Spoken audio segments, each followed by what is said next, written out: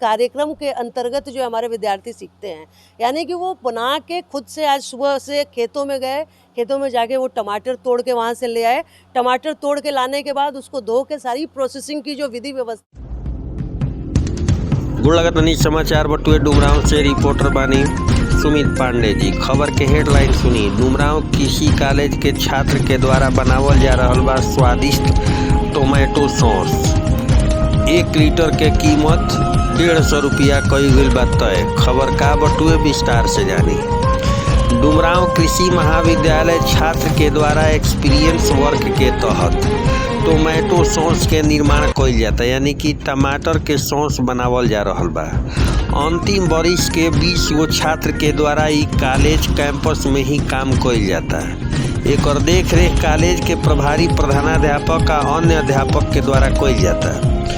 ओहिजे सुपरविजन के कार्य डॉक्टर नीतू कुमारी के द्वारा कइल जाता। नीतू कुमार बतावतारी कि यह वर्ष 10 क्विंटल टमाटर के इस्तेमाल यह सॉस के बनावे खातिर कइल जाता। एकर बिक्री स्थानीय बाजार में कइल जाई। डॉक्टर नीतू कुमारी बतावतारी कि पिछला 4 वर्ष से लगातार काम कइल जाता, लेकिन कोरोना काल में एकर मात्रा कम हो गई रहे।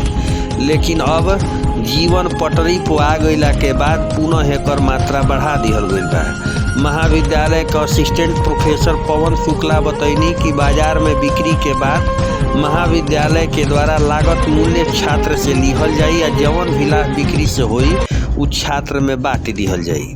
प्रोफेसर शुक्ला बतैनी कि 1 लीटर सॉस के कीमत 150 रुपया तय कइल गईल बा। इ सॉस पूरी तरह से कृषि महाविद्यालय में उगावल गईल टमाटर से बनल बा। एवं एकरा में कोनो भी प्रकार के मिलावट नइखे कइल गईल। सॉस बनावे के काम देर शाम शुरू होके पूरा रात चलत रहत पड़ुए। रउरा सबके बता दी कि एक्सपीरियंस के तौर पे कृषि महाविद्यालय के छात्र के द्वारा सॉस बनावल जा रहल बा। बड़ा खासियत यह बटुए कि कृषि महाविद्यालय के द्वारा ही बनावल गईल आ उत्पाद कइल गईल टमाटर के उत्पादन भी यही छात्र के द्वारा कइल जाता है। आई पूरी तरह से मिलावट से दूर बटुए। 150 रुपया में स्वादिष्ट सॉस के आज से बाजार में बिक्री शुरू हो जाए। धीरे धीरे एजा के प्रोफेसर डॉक्टर नीतू कुमारी बतावतारी कि ग्रामीण एरिया में भी, ग्रामीण क्षेत्र में भी एकर बढ़ोतरी कइल जाई। भोजपुरिया समाचार अभी रउरा सभे के बयान सुनाई, लेकिन रउरा दर्शक लोग से निहोरा बा कि चैनल सब्सक्राइब नहीं कइले तो अभी बेल आइकन के बटन दबा के चैनल के सब्सक्राइब करी, ताकि सबसे पहले खबर के नोटिफिकेशन रउरा दर्शक लोग के मिलत रहे। कमेंट करके बताई कैसन लागल, शेयर जरूर करें। हमारी भारतीय कृषि अनुसंधान परिषद नई दिल्ली के द्वारा वित्त प्रदत्त ये हमारी परियोजना है। और ये परियोजना जो है वो 2019 में हम लोगों ने पहली बार इसका डेमोन्स्ट्रेशन किया था। 2019 से हम लोग हर वर्ष जो है बच्चों को इसको करके दिखाते हैं। इस वर्ष जो हमने आज से लेके कल तक की बात करी है, आज से कल तक में हमने अभी 10 कुंटल टमाटर प्रोसेस करने का तैयारी किया है, जिसमें से कि 1 लॉट हमारा बनके किसान मेला में चला गया है।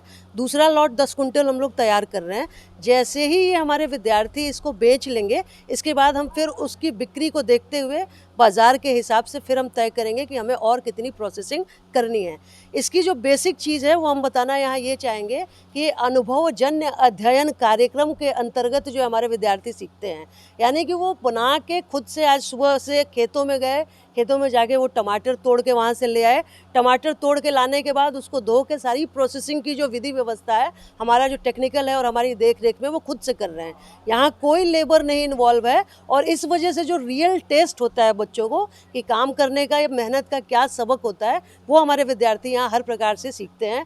कैसे प्रोडक्ट को बाज़ार में बेचना है और इस तरह से कैसे प्रोडक्ट बनाना है, कैसे किसान से इंटरेक्ट करना है, किस रेट पे मार्केट में ले आना है और किस रेट से हमें टमाटर प्रोक्योर करना है, ये सारी चीज़ें हम यहाँ विद्यार्थियों को बताते हैं। कितने सालों से मैम ये चल रहा है? ये हमारा जो है इस बार हम लोग चौथी बार प्रोडक्ट बना रहे हैं। सबसे पहले हम लोग जो है वो 2019 में बनाए थे, फिर 20, फिर 21 और ये 22 में हम लोग बना रहे हैं। लेकिन जो मात्रा है वो हम लोग पहले बहुत ज़्यादा कोरोना की वजह से नहीं बना पाते थे।